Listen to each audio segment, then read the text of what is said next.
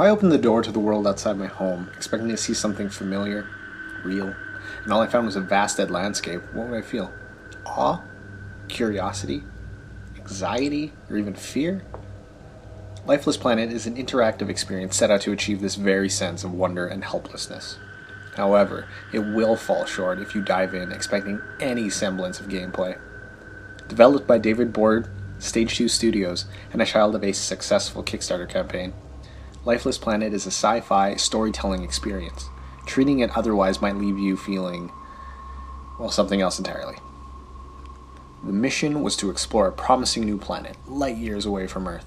Instead, you find yourself stranded, separated from your crew, on a giant, dead rock.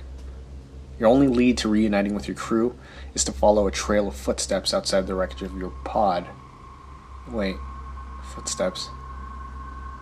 The story is promising, filling you with wonder as you explore a seemingly barren landscape, only to find that something is obviously not right. There are mysteries at hand, and the best way for you to stay alive is to follow the biggest mystery of all: a lone Russian woman. You uncover the narrative by navigating your way through a number of different alien landscapes. You find clues, remnants, even infrastructure of a long-dead Soviet community. The ambient music is sublime for invoking the mood of the narrative, and a good number of sounds in this game do well to give you a wonderful sense of the atmosphere. The protagonist even chimes in once in a while to give you context for his place in all of it. But what really drives the narrative are the questions you ask during the journey.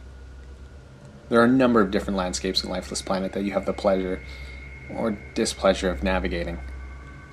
While some are eerie dead forests, vast hot springs, or even a derelict Soviet town, the majority of the environments feel the same. Hill here, mountain over there, rubble everywhere. You might say, well, what do you expect from a dead planet?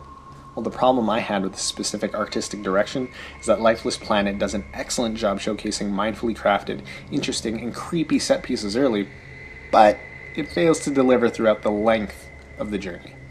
It peaks too early, and much of the midsection is mindless filler environments. It certainly doesn't help either when there is basically a single route you need to follow in order to proceed.